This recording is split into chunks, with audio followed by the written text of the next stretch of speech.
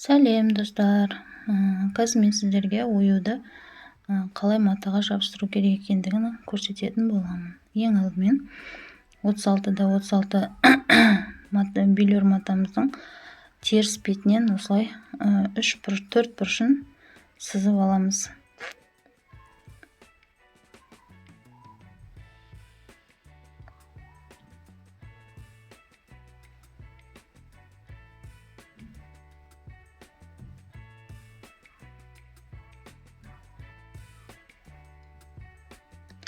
Дәл осылай сызып аламыз.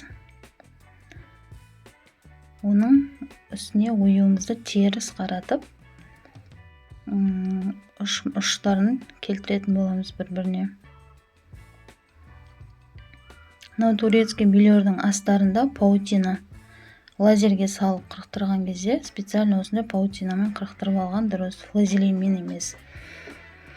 Сол кезде үтіктелгенде өзі матаға жабысып қалатын болады. Дәл осылай реттеп аламыз. 4 бұрыштағы сызыққа матамыздың оюымыздың ұштарын келтіріп аламыз.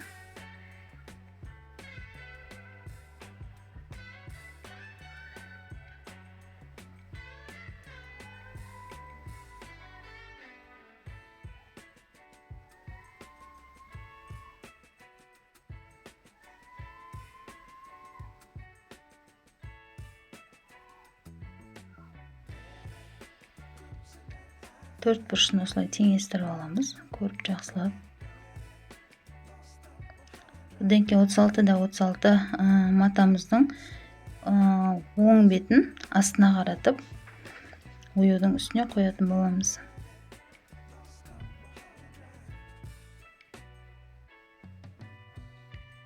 Асықпай осылай қойып аламыз. Астындағы матамен ұшына ұш келтіріп. Сол кезде оюымыз дәл ортасына түсетін болады.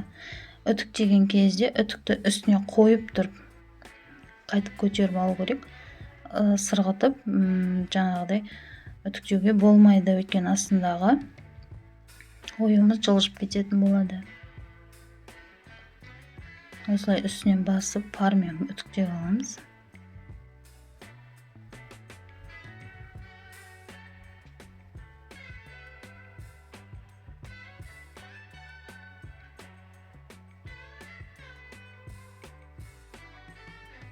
Одан кейін ысыра беруге болады уже. Өйткені астындағылар уже жабысып қалды.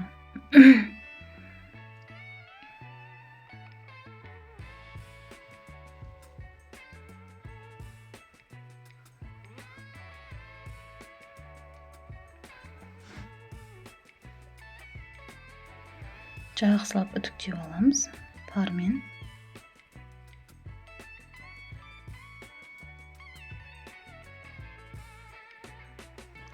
Міне дайын болды.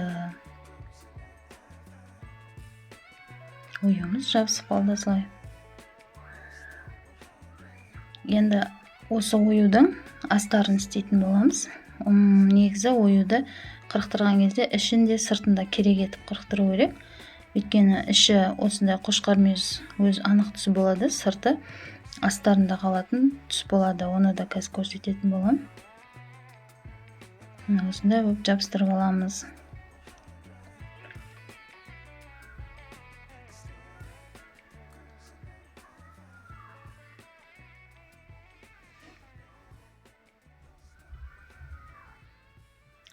Енді оюымыздың сыртын жабыстыратын боламыз.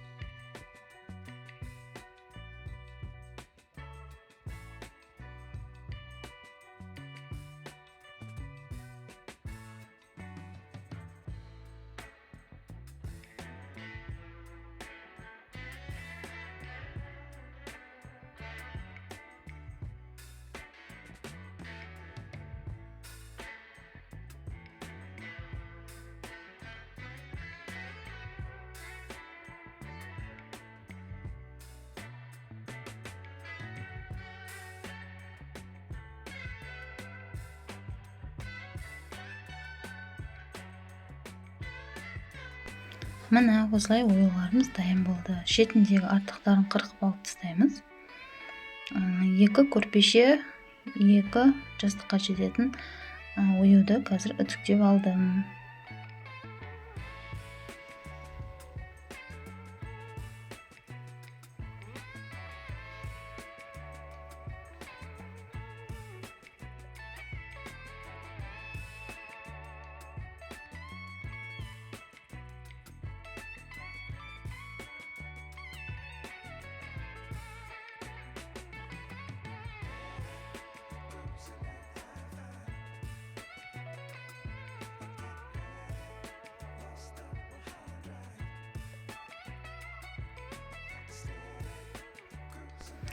Енді сіздерге бұны зигзагқа қалай салу керек екенін көрсететін боламын.